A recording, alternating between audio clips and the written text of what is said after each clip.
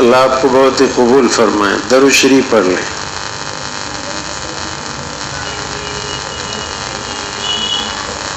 الحمد للہ رب العالمین والصلاة والسلام علی رسولہ الامین، اما بعد فاعوذ باللہ من الشیطان الرجیم، بسم اللہ الرحمن الرحیم، وما ارسلناک الا رحمتا للعالمین۔ میرے بھائیوں دوستو، اللہ تبارک و تعالیٰ قرآن مجید میں ارشاد فرماتا ہے، میں نے اپنے رسول کو عالم کے لیے رحمت بنا کر بھیجا۔ کسی بھی انسان کی تکلیف رسول پاک علیہ الصلاۃ والسلام کو گوارا نہ تھی،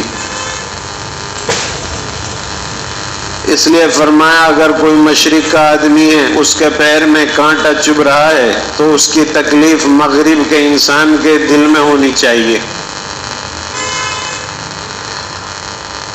میرے عزیزو، رسول پاک علیہ الصلاۃ والسلام نبوت سے پہلے بھی امین اور صادق تھے، سچے تھے، امانت دار تھے۔ مکہ میں پورے یہ چرچا تھا کہ محمد صلی اللہ علیہ وسلم سچے ہیں، امین ہیں، اور نبوت سے پہلے بھی اللہ کی عبادت کرتے تھے ابراہیم علیہ السلام کے طریقے پر۔ بہت کم بولا کرتے تھے، فضول باتوں سے بچتے تھے۔ سنجیدگی اللہ نے ایسی رکھی کہ ایسے کسی انسان کے اندر سنجیدگی نہیں رکھی۔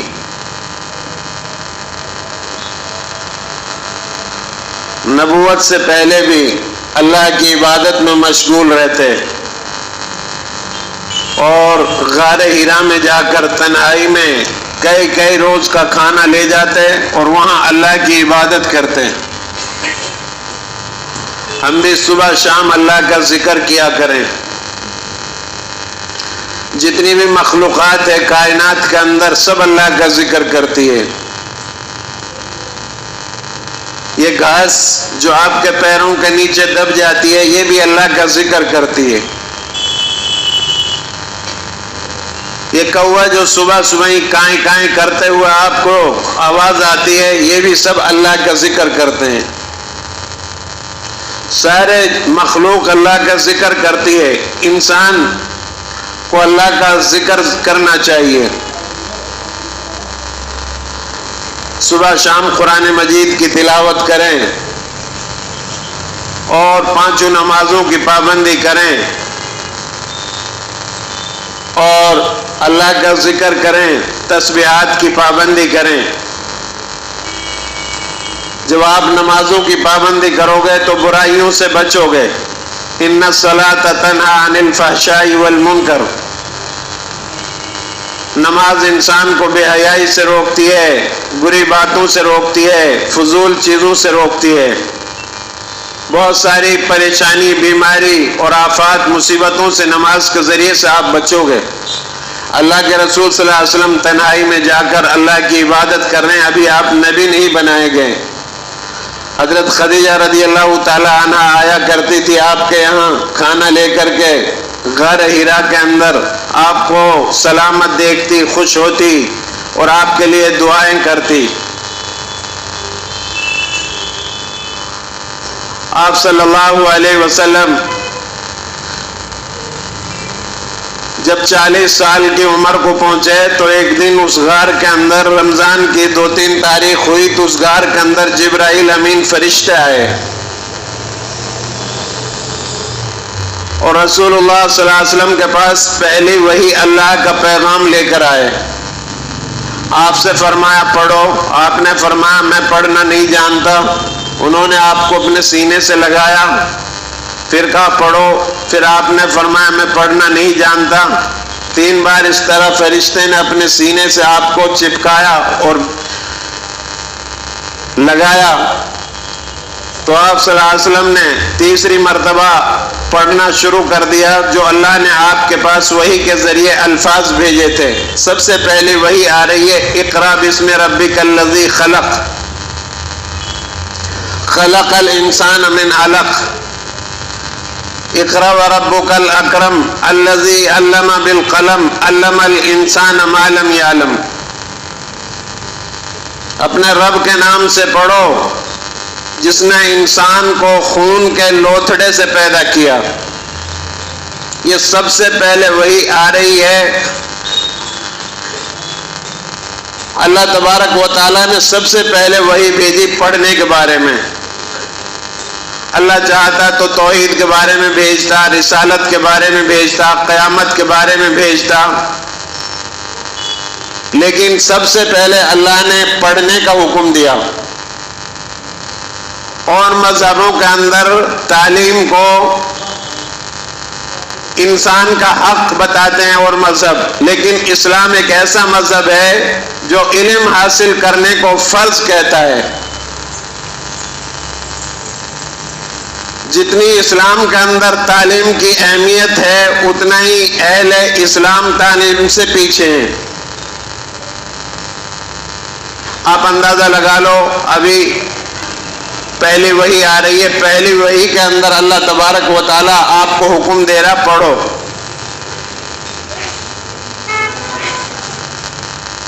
نبی صلی اللہ علیہ وسلم نے کسی کالج سے کسی اسکول سے کچھ نہیں پڑھا، اللہ نے آپ کو بغیر پڑھے وہ علوم عطا فرمائے جو تمام انسانوں کے علوم سے آپ کا علم بڑھ جائے گا۔ اتنا علم اللہ نے آپ کو عطا فرمایا۔ جس نے ایک حرف نہ سیکھا اسکول اور کالج سے، دنیا نے سیکھا ہے اس نبی امی کے اصولوں سے۔ کسی سے آپ نے نہیں سیکھا، کوئی آپ کا استاد نہیں، ڈائریکٹ اللہ نے آپ کو ایسا علم عطا فرمایا۔ سفر میں آپ سفر کے آداب بیان کر رہے ہیں، گھر کے اندر گھر کا دین بیان کر رہے ہیں، اور مجلس کا بارے میں بتا رہے ہیں، مجلس میں جاؤ تو ایسے بیٹھو، مسجد میں جاؤ تو ایسے بیٹھو، سفر کر رہے ہو تو ایسا، پڑوسیوں کے ساتھ ایسا سلوک کرو، اور اگر کہیں جنگ ہو رہی ہے تو وہاں آپ جرنل کا کام کر رہے ہیں۔ بدر کے میدان میں آپ نے اپنے صفوں کو سیدھا کرایا صحابہ کا، اور فرمایا کہ یہ جو میں کہہ رہا ہوں میرے اصولوں پر کام کرو گے تو عتبہ یہاں مرے گا، شیبہ یہاں مرے گا، جہاں جہاں آپ نے نشاندہی کی وہیں ابو جہل یہاں مرے گا، وہیں وہ لوگ مرے۔ بہرحال علم کی اتنی اہمیت ہے، اللہ تعالیٰ اس امت کو پڑھتا ہوا دیکھنا چاہتا ہے، اس کے ہاتھ میں قلم اور پڑھتا ہوا اس کو دیکھنا چاہتا ہے۔ اللہ تبارک و تعالیٰ فرشتوں سے کہہ رہا آدم علیہ السلام کو پیدا کر کے کہ فرشتوں آدم کے لیے سجدہ کرو، حالانکہ فرشتے تو ہزاروں سال سے اللہ کی عبادت میں مشغول تھے، اور آدم علیہ السلام چند دن پہلے پیدا ہوئے ہیں۔ ان پاکیزہ اور جو بالکل گناہوں سے پاک فرشتوں کو اللہ اب حکم دے رہے ہیں کہ اس کے لیے سجدہ کرو۔ کیوں؟ اس لیے کہ اللہ نے اس کو علم دیا تھا۔ علم کی وجہ سے مقدس مخلوق جو فرشتے ہیں ان سے بھی انسان کو اونچا بنا دیا، اور آدم کے لیے فرشتوں سے سجدہ کرایا۔ چونکہ فرشتوں کے پاس علم نہیں تھا، جو اللہ نے ان کو بتایا تھا وہ اتنا ہی کرتے تھے، آدم کے لیے علم دے دیا، اب اللہ نے فرشتوں سے آدم کو افضل قرار دے دیا۔ اور یہ انسان اگر نیک اور صالح ہے، اللہ اور اس کے رسول کے طریقوں کے مطابق زندگی گزارتا ہے تو یہ فرشتوں سے کہیں زیادہ افضل ہے، اور اگر یہ اللہ اور اس کے رسول کا حکموں کو توڑے گا تو پھر یہ جانوروں سے بھی بدتر ہو جائے گا۔ تو میرے بھائیوں، ہم علم حاصل کریں۔ آپ علم کی اہمیت اور اندازہ لگا سکتے ہو، پہلی وحی میں اللہ پاک فرما رہا پڑھو۔ اللہ کے رسول صلی اللہ علیہ وسلم نے ارشاد فرمایا اگر تمہیں چین اور اسپین بھی جانا پڑے تو وہاں بھی جا کر علم حاصل کرو۔ جو آدمی علم حاصل کرنے کے لیے اپنے گھر سے نکلتا ہے، جنت خود اس کی طلب میں ہوتی ہے۔ اللہ کی مخلوق حتیٰ کہ سمندروں کی مچھلیاں اس آدمی کے لیے مغفرت کی دعا مانگتی ہیں۔ جیسے تمام مخلوق پر اللہ تبارک و تعالیٰ کو فضیلت حاصل ہے، اسی طرح ایک عالم کو غیر عالموں پر اسی طرح فضیلت حاصل ہے۔ جس طرح چاند کو ستاروں پر فضیلت حاصل ہے، اسی طرح ایک پڑھے ہوئے آدمی کو غیر پڑھے ہوئوں پر فضیلت حاصل ہے۔ اس لیے علم زیادہ سے زیادہ حاصل کرائیں۔ علم کے بغیر انسان کو روشنی نہیں مل سکتی، علم کے بغیر انسان خدا کو نہیں پہچان سکتا۔ بے علم نہ تواں خدا را شناخت، بغیر علم کا انسان خدا کو نہیں پہچان سکتا۔ ایک عبادت آپ نے پڑھ کر کی، علم حاصل کر کے کی، اس کا مقام بہت اونچا ہے، اور ایک آپ نے بغیر پڑھے ہوئے، بغیر علم حاصل کیے ہوئے عبادت کی، وہ اس کا مقام بہت نیچا ہے، چونکہ آپ کو مسائل سے واقف نہیں ہے اس کے بارے میں۔ مثال کے طور پہ جو ہے نماز آپ پڑھتے ہیں، اگر آپ کسی عالم سے اس کو سیکھتے، کسی درسگاہ میں بیٹھ کر سیکھتے، مسائل کو معلوم ہوتا آپ کو کہ کن چیزیں نماز کے لیے فرض ہیں، کن چیزوں سے نماز ختم ہو جاتی ہے، تو اس کا مقام بہت اونچا تھا۔ اس 4 رکعت یا 2 رکعت نماز پڑھنے کے لیے 2200 مسائل کی ضرورت ہے۔ اس لیے میرے بھائیوں، ہم لوگ جو ہے اعلیٰ علم حاصل کریں، اپنے بچوں کو زیادہ سے زیادہ تعلیم دلائیں۔ اللہ کے رسول صلی اللہ علیہ وسلم پر پہلی وحی آ رہی ہے تو اقرا آ رہی ہے۔ اللہ کے رسول صلی اللہ علیہ وسلم پہلی وحی جب آتی ہے تو ڈر جاتے ہیں، گھر جاتے ہیں، حضرت فاطمہ سے ذکر کرتے ہیں کہ مجھے کمبل اڑا دو، مجھے بخار ہو رہا ہے، مجھے سردی ہو رہی ہے۔ پہلی وحی آئی، جبرائیل امین کو پہلی مرتبہ اپنی اصلی حالت میں دیکھا، زمین اور آسمان کے درمیان کرسی بچھائے ہوئے بیٹھے ہوئے ہیں، تو حضرت خدیجہ نے آپ کو تسلی دی۔ اللہ کے رسول صلی اللہ علیہ وسلم کی عمر جب حضرت خدیجہ رضی اللہ عنہا سے آپ کی شادی ہوئی تو 25 سال کے خوبصورت نوجوان تھے، اللہ کے رسول صلی اللہ علیہ وسلم کنوارے تھے، اور ادھر حضرت خدیجہ رضی اللہ تعالی عنہا کی شادی 2 ہو چکی تھی۔ ہمارے یہاں رواج چل پڑا ہے کہ بیوہ سے نہیں کریں گے، ہم تو کنواری لڑکی سے شادی کریں گے۔ کیا ہمارا درجہ اللہ کے رسول صلی اللہ علیہ وسلم سے بھی بڑھ گیا ہے؟ آپ نے تمام بیویاں جتنی بھی تھی سب جو ہے بیواؤں سے شادی کی، بیواؤں سے نکاح کیا، صرف ایک کنواری سے شادی کی، حضرت عائشہ رضی اللہ تعالی عنہا سے، اور وہ بھی اس لیے کی کہ کنواری لڑکیاں یہ نہ کہیں کہ دربار رسالت میں ہمارے لیے کوئی جگہ نہیں۔ اگر آپ چاہتے تو مکہ کی خوبصورت سے خوبصورت لڑکیاں مل سکتی تھی، لیکن آپ صلی اللہ علیہ وسلم نے حضرت خدیجہ رضی اللہ تعالی عنہا کو ترجیح دی امت کے لیے۔ اس زمانے میں بیواؤں کو لوگ منحوس سمجھتے تھے، کہتے تھے تم اپنے شوہر کو کھا گئی۔ اللہ کے رسول صلی اللہ علیہ وسلم نے آ کر پیغام دیا کہ اس کا قصور نہیں ہے، اس کی قضا آ چکی تھی، اس کی موت کا وقت آ چکا تھا، کوئی انسان منحوس نہیں ہوتا۔ اس کو مٹایا اور کر کے دکھایا کہ میں 2 شوہروں کے بعد جو 2 شادی کر چکی ہے، بیوہ ہے، ان سے میں نکاح کر رہا ہوں۔ حضرت خدیجہ رضی اللہ تعالی عنہ بڑی سنجیدہ تھی، اور جو اولاد ہوئی اللہ کے رسول صلی اللہ علیہ وسلم کی 4 بچے ہوئے، وہ حضرت خدیجہ کے بطن سے، ایک حضرت ماریہ قطبیہ کے بطن سے۔ اور جس سال حضرت خدیجہ رضی اللہ تعالی عنہا کا انتقال ہوا، اس سال آپ کو اتنا تکلیف ہوئی، اتنا غم اور دکھ ہوا، اس سال کا نام ہی آپ نے غم کا سال رکھا۔ اتنی محبت اللہ کے رسول صلی اللہ علیہ وسلم کو حضرت خدیجہ رضی اللہ تعالی عنہا سے تھی۔ حضرت خدیجہ بڑی سمجھدار تھی، انہوں نے آپ کو دلاسا دیا، تسلی دی، اور آپ کی طرف سے صدقہ اور خیرات کی، اور آپ کے لیے دعائیں کی کہ اللہ آپ کو ضائع نہیں کرے گا۔ اگر عورت اچھی ہے، گھر کے اندر سمجھدار ہے، تو پورا گھر کا نظام صحیح چلے گا، نسلیں آباد ہوں گی، پروان چڑھیں گی۔ اور جہیز کے لیے، بے شمار پیسے کے لیے، دنیا کے لیے، حسب نسب کے لیے، اعلیٰ خاندان کی وجہ سے آپ نے نکاح کیا، دیندار سے نہیں کیا تو نسلیں بے دین پیدا ہوں گی۔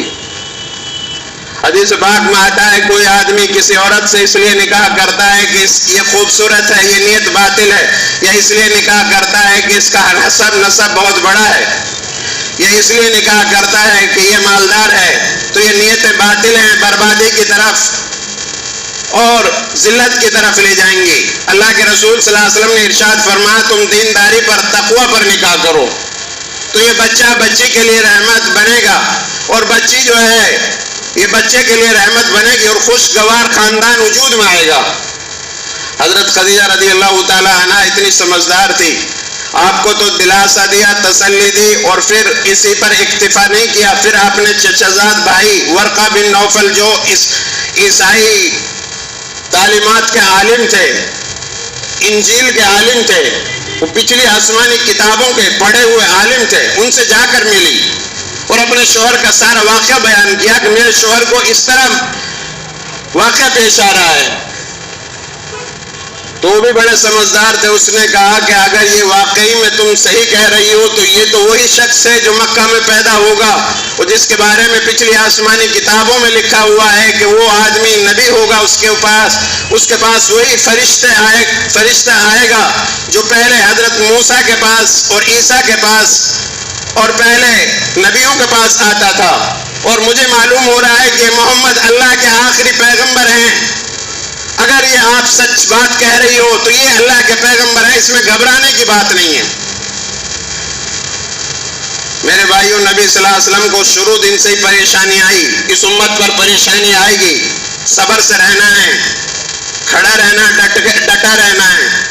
اللہ کے رسول صلی اللہ علیہ وسلم نے ارشاد فرمایا جو آدمی میرے طریقے کو اپنائے گا، میرے دین پر چلے گا، میری لائی ہوئی شریعت پر عمل کرے گا، پریشانیاں مصیبتیں اس کی طرف ایسے آئیں گی جیسے پانی نیچائی کی طرف بھاگتا ہے، کیونکہ اس طرح آفت پر آفتیں آئیں گی، پریشانیاں آئیں گی، آزمائشیں آئیں گی، ڈٹے رہنا ہے، صبر کرنا ہے، مقابلہ کرنا ہے۔ اللہ کے دین کے لیے دکھوں کا سہنا، مصیبتوں کا سہنا، اور اللہ کے لیے جینا، اللہ کے لیے مرنا، ہمارا سب کچھ اللہ کے لیے ہو جائے۔ تو دیندار بچیوں سے شادی کرو۔ اللہ کے رسول صلی اللہ علیہ وسلم کے بارے میں حضرت عائشہ رضی اللہ تعالی عنہ فرماتی ہیں کہ رسول پاک علیہ الصلوۃ والسلام نے کبھی گھر کے اندر کسی خاتون کو نہیں مارا، یہ گھر کے اندر کی رپورٹ ہے، ڈانٹا بھی نہیں کسی کو۔ ہم رات دن اپنی بیویوں کو مارتے ہیں۔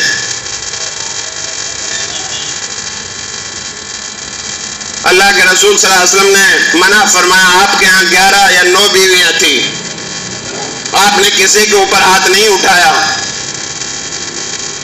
آپ یہ سمجھتے ہوں گے کہ بیوی نے شوہر کی محبت میں بیان دے دیا ہوگا۔ میں آپ کو حضرت انس بن مالک رضی اللہ تعالی عنہ کی روایت بتاتا ہوں۔ وہ فرماتے ہیں کہ میں 10 سال نبی صلی اللہ علیہ وسلم کی خدمت میں رہا، لیکن کبھی آپ صلی اللہ علیہ وسلم نے مجھ سے یہ نہیں فرمایا انس یہ کام تم نے ایسا کیوں کیا، ایسا کیوں نہیں کیا۔ 10 سال کا عرصہ کتنا لمبا ہوتا ہے۔ ایسے اخلاق اللہ نے آپ کو عطا فرمایا، قرآن خود گواہی دے رہا ہے وَإِنَّكَ لَعَلَىٰ خُلُقٍ عَظِيمٍ۔ میں نے اپنے نبی کو بلند اخلاق پر پیدا فرمایا۔ سارے نبیوں کے، سارے انسانوں کے، قیامت تک جتنے انسان آئیں گے سب کے اخلاق کو ایک جگہ جمع کر لو اور میرے نبی کے اخلاق کو دوسرے پلڑے میں رکھ کر اس کو تول لو تو آپ کے اخلاق بڑھ جائیں گے۔ وہ طائف کے میدان میں گئے، مکہ والوں نے جب آپ کی بات نہیں مانی تو وہاں طائف کا ارادہ کیا، وہاں کے سرداروں سے بات کی، انہوں نے آپ کو مارا پیٹا اور آپ کے جسم خون سے لہولہان ہو گیا۔ آپ کے پاس فرشتے آ گئے پہاڑوں کے، جبل الملک کہنے لگے کہ آپ حکم دیں تو ان ظالموں کو مسل کر رکھ دیں دونوں پہاڑیوں کے درمیان، اور جس طرح چکی گیہوں کے دانے کا آٹا بنا دیتی ہے اس طرح ان کو اور ان کی نسلوں کو تباہ اور برباد کر دیں۔ آپ نے کیا فرمایا؟ وَمَا أَرْسَلْنَاكَ إِلَّا رَحْمَةً لِلْعَالَمِينَ۔ جبرائیل مجھے اللہ نے عالم کے لیے رحمت بنا کر بھیجا ہے، تکلیف دینے کے لیے نہیں بھیجا۔ انہوں نے آپ کے پیچھے گنڈوں کو لگوایا، کتوں کو لگوایا، گنڈے آپ کو 3 میل تک آپ کا پیچھا کرتے رہے، بے ہوش ہو گئے آپ صلی اللہ علیہ وسلم، لیکن پھر بھی بد دعا نہیں کر رہے ہیں، دعا دے رہے ہیں۔ سلام اس پر جس نے پتھریں کھا کر دعائیں دی۔ آج ہمیں کوئی گالی دیتا ہے تو ہم 5 گالی اس کو سناتے ہیں۔ نبی کی سیرت کو پڑھو، نبی کے اخلاق کو پڑھو، نبی کی لائی ہوئی شریعت پر عمل کرو۔ خلاف پیمبر کسیرا گزید کہ ہرگز بمنزل نہ خواہد رسید۔ جو آدمی اپنے پیغمبر کے طریقے کو چھوڑے گا وہ ہرگز منزل مقصود تک نہیں پہنچ سکتا۔